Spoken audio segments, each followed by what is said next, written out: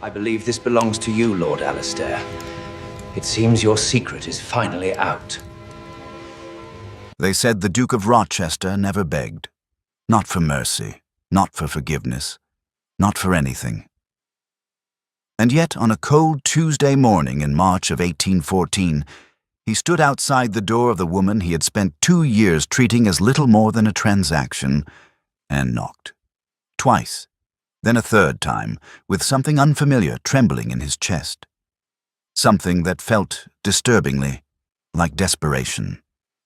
But we are getting ahead of ourselves. Because before we speak of a duke brought to his knees, we must first speak of the woman who put him there. Miss Cecily Madison arrived at Lady Marriott's autumn ball with exactly 2 things to her name: a composure so absolute it looked like armor, and a secret so devastating that the right person discovering it would unravel everything. She wore pale gold silk, simply cut, and with no jewels at her throat. A deliberate choice, those who knew her circumstances whispered, since there were none left to wear. The Madison fortune had been quietly, methodically destroyed, though precisely how and by whom was a question that died on lips the moment it was formed. Some things in Regency London were understood without being spoken. She moved through the candle-lit ballroom with the practiced grace of a woman who had learned early that to appear unbothered was the greatest weapon available to her sex. Heads turned. They always did. Not merely because Cecily Madison was beautiful, though she was, dark-haired and grey-eyed, with a kind of stillness that made a room lean toward her, but because everyone in that glittering, perfumed hall knew she had received a proposal from the Duke of Rochester that morning, and everyone, to varying degrees of malice and pity, was waiting to watch what happened next. Edmund Harcourt, the 5th Duke of Rochester, stood near the far window with the ease of a man entirely accustomed to being the most powerful person in any given room. He was not unhandsome. He was, in fact, precisely the sort of man whose portrait painters earned their finest commissions. Sharp-jawed, broad-shouldered, impeccably dressed, and utterly cold in the way that very beautiful, very powerful people sometimes permitted themselves to be. He watched Cecily cross the room without approaching her, without smiling, as though she were an acquisition already catalogued and filed. He did not yet know what she was carrying. He did not yet know that she knew exactly who had destroyed her family, and he did not yet know that the secret hidden beneath that composed, golden exterior would not merely challenge everything he believed about her. It would destroy everything he believed about himself. She accepted him on a Wednesday, not because she wanted to, not because the sight of him made her heart quicken with anything resembling hope. She accepted him because the alternative was a boarding house in Cheapside and a life of quiet erasure, and Cecily Madison had not survived the systematic destruction of everything she loved, simply to disappear without a fight. The engagement lasted 3 weeks. 3 weeks during which the Duke of Rochester escorted her to exactly 2 social functions, addressed her with the clipped efficiency of a man reviewing his ledgers, and had made it abundantly clear to anyone paying attention that this marriage was, in his estimation, a practical arrangement. He required an heir. She required rescue from ruin. London society nodded its collective head and called it sensible. Sensible. As though sensible were a thing a woman of 25 ought to aspire to, when what she had once aspired to was entirely, heartbreakingly different. What London society did not know, what no one knew, save Cecily herself and one other person she had not yet decided how to use, was that the Madison fortune had not simply collapsed. It had been taken, methodically, deliberately, by a man whose name appeared in the Duke of Rochester's personal correspondence no fewer than 17 times in the 12 months preceding her father's death. She had found the letters by accident, and or perhaps not entirely by accident. Cecily had always been the sort of person who noticed things others preferred not to be noticed, the slight hesitation before a lie, the document tucked too hastily into a drawer, the way a man's eyes moved when a name was spoken that he wished had not been spoken. She had been cataloguing the Duke's library 3 days after their engagement, fulfilling a duty his housekeeper had apologetically requested given the previous Duchess's long-standing project of organization, when she had found them tucked inside a first edition of Blackstone's Commentaries. 14 letters from a man named Carver, a solicitor, and the letters described, in the dry transactional language of men who considered themselves above moral consequence, the precise mechanism by which the Madison estate had been bled to nothing. She had replaced them exactly as she found them, her hands perfectly steady, her face betraying nothing. And she had thought about it for 6 days before concluding the most dangerous possible thing, that she would marry the Duke of Rochester, take up residence under his roof, learn everything there was to learn about what he knew and when he had known it, and only then decide whether Edmund Harcourt was a villain or a fool. Because there was, she had realized, with the cold clarity of someone who has already lost everything, an enormous difference between the two. Their wedding took place on a grey November morning at St. George's, Hanover Square. He said his vows looking somewhere above her head, as though the stained glass were more deserving of his attention. She said hers looking directly at him, grey eyes steady, memorizing the precise quality of his indifference so that she might never mistake it for something else. The wedding breakfast was attended by 40 guests, none of whom were friends of hers, since friendship is a luxury that tends to evaporate alongside a family's fortune. She smiled until her face ached and received congratulations with gracious warmth, and not a single person in that room suspected that the new Duchess of Rochester was calculating distances. Distances between herself and the truth. Distances between the man she had married and the crime she believed connected to his name. Distances between the life she had expected and the one now arranged around her like a very beautiful cage. Rochester Park in Surrey was magnificent in the way that only generations of unapologetic wealth could produce.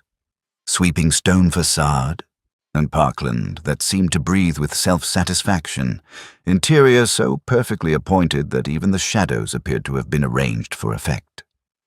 Cecily arrived in the ducal carriage as the late afternoon light turned everything amber and false, and thought it looked precisely like a painting of a home rather than a home itself. Grand, airless, the kind of beauty that did not invite you in. Edmund handed her down from the carriage with formal courtesy and led her to the entrance, where the household staff stood in assembled welcome.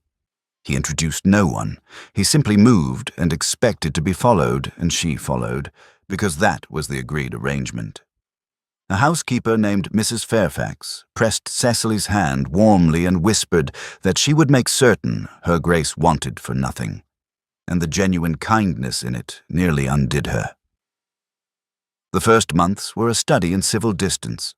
Edmund breakfasted early and alone. He spent his days with his steward or in London on parliamentary business he did not discuss with her, because why would he? She managed the household with quiet competence that she suspected surprised him, though he never said so. She wrote letters to her one remaining friend, Charlotte Graves, and in language carefully chosen in the event her correspondence was read. She read voraciously from his extraordinary library, working her way along shelves with the focused attention of someone searching for something specific. She dined alone more evenings than not, and she watched him, carefully, the way one watches a landscape for weather. He was not, she discovered, precisely what she had expected. She had expected contempt, and found instead a kind of studied absence, as though she simply did not register in the geography of his attention. She had expected cruelty, and found instead indifference, which was its own variety of wound, but not the wound she had braced for. He was disciplined, almost punishingly so. Awake before dawn, working past midnight, moving through his own house with the brisk purposefulness of a man who considered rest a personal failing. He was exacting with his staff, but not unkind. He was precise with his words and economical with his expressions, as though emotion itself were a budget item he had determined to reduce. Once, only once in those first months, did she see something crack in the careful surface of him. She had entered the library without realizing he was there, absorbed in a letter that had apparently arrived that morning.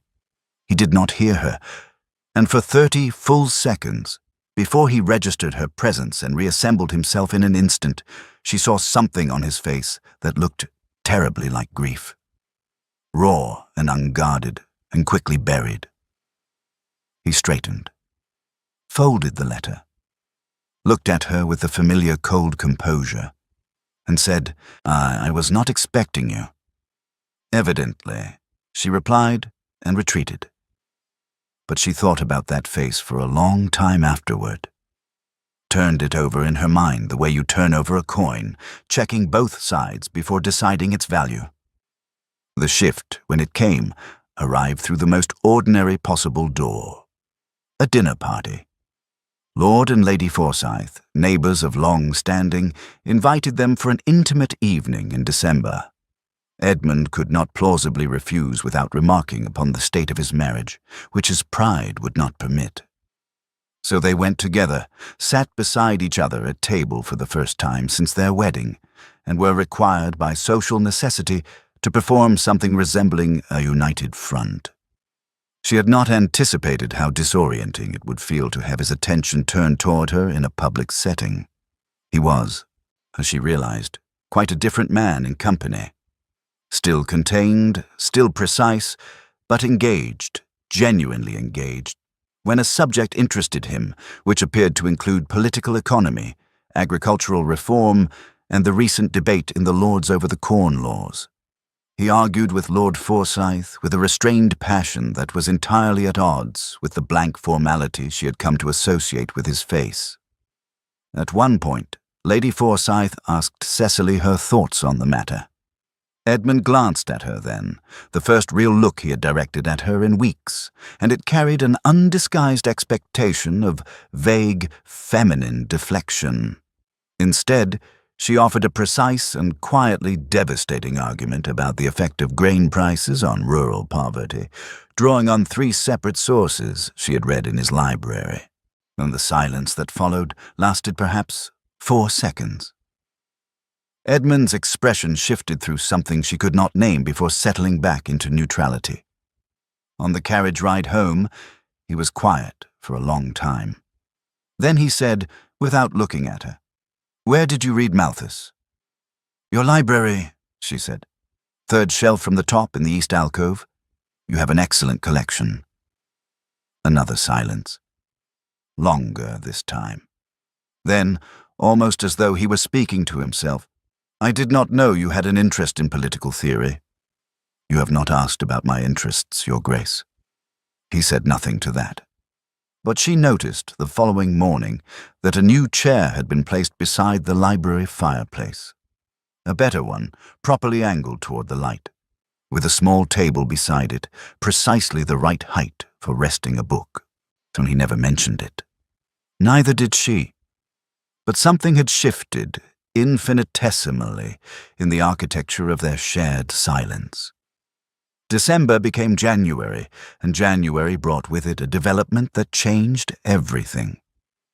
A letter arrived for Cecily, written in a hand she recognized with a jolt that nearly stopped her breathing. It was from Carver, the solicitor from the letters. He did not know she knew who he was. To him, she was simply the new Duchess, a potential avenue of inquiry. He wrote obliquely, carefully, in the manner of a man accustomed to saying dangerous things in plausibly innocent language. He suggested a meeting. He suggested she might have questions about her family's financial affairs that he could illuminate. He suggested, most chillingly, that the full truth of the matter might surprise her. He was right, but not in the way he imagined. Because Cecily had, by January, read every letter in that first edition of Blackstone a second time, had cross-referenced names and dates against the estate records she had quietly requested from Mrs. Fairfax under the guise of household management, had traced the movement of money across accounts with the methodical patience of someone who had nothing but time and a very good memory. And what she had discovered was not what she had expected to discover when she first found those letters in November. Edmund Harcourt had not orchestrated the destruction of her family's fortune. He had tried to stop it. The letters from Carver were not correspondence between co-conspirators. They were warnings, demands, and the language of a man being paid to stay silent about something he had already done, something the Duke had apparently discovered too late after the damage was irreversible. Edmund had known Carver, had trusted him as his own father's solicitor, and Carver had used that access, that proximity to ducal wealth and influence, to quietly pillage the Madison estate through a series of fraudulent land transactions, while simultaneously collecting payments to keep it concealed. The final letter, the one she had nearly missed, tucked into the back cover rather than the front, was in Edmund's own hand, dated 6 weeks before her father's death. It read, in part, simply, "I have engaged new counsel and intend to expose the full extent of this. Prepare yourself for consequences."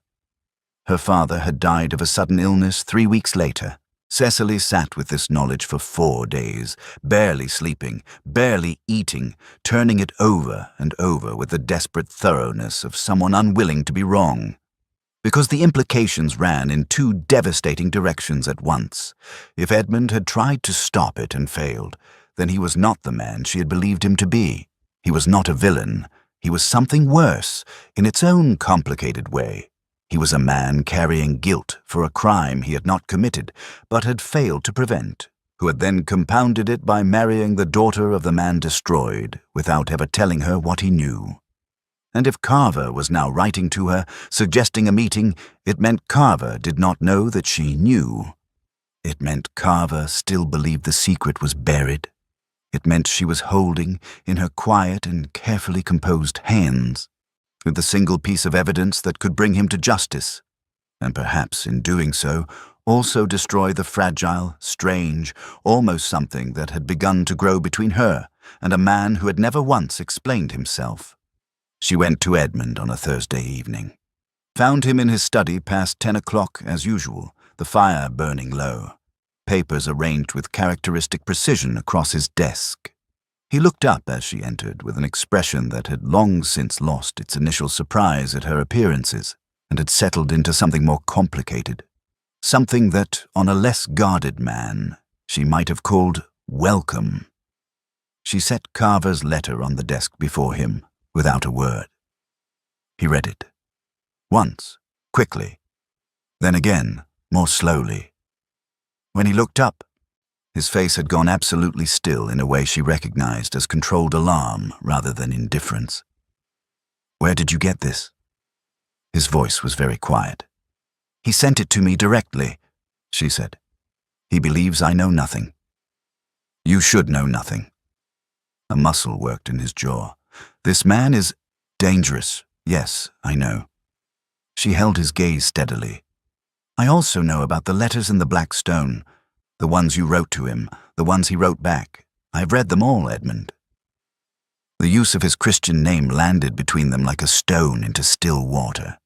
She watched the ripples move through his expression. "I know you tried to stop him. I know you failed.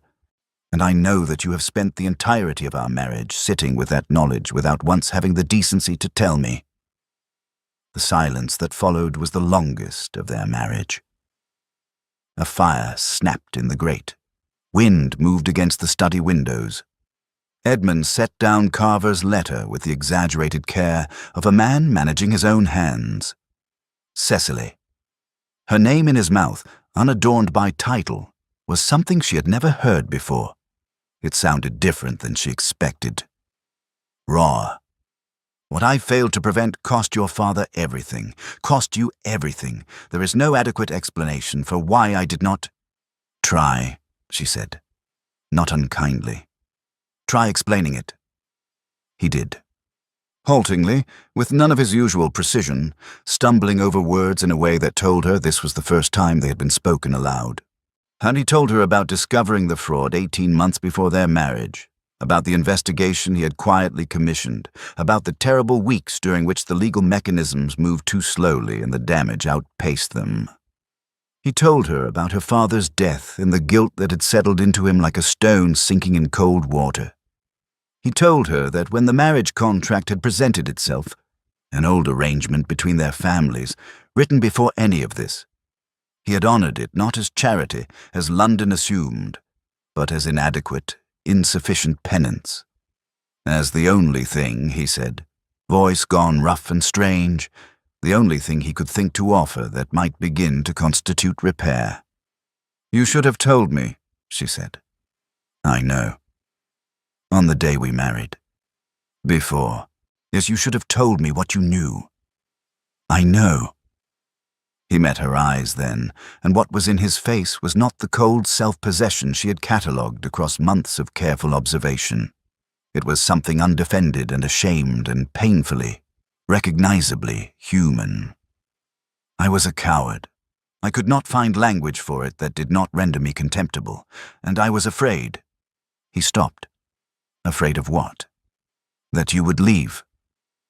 The admission seemed to cost him something irreplaceable.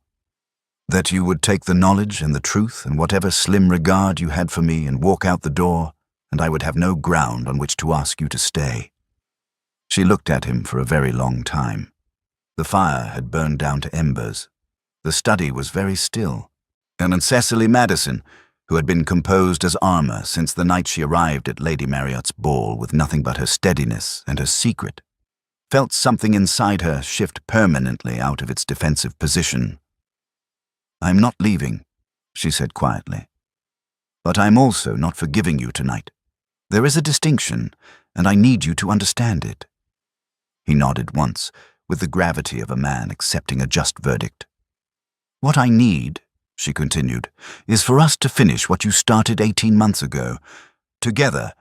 Carver wrote to me because he believes I'm ignorant and vulnerable. I intend to let him keep believing that, and you are going to help me." The expression that crossed Edmund Harcourt's face in that moment was one she had never seen there before. Not admiration, exactly.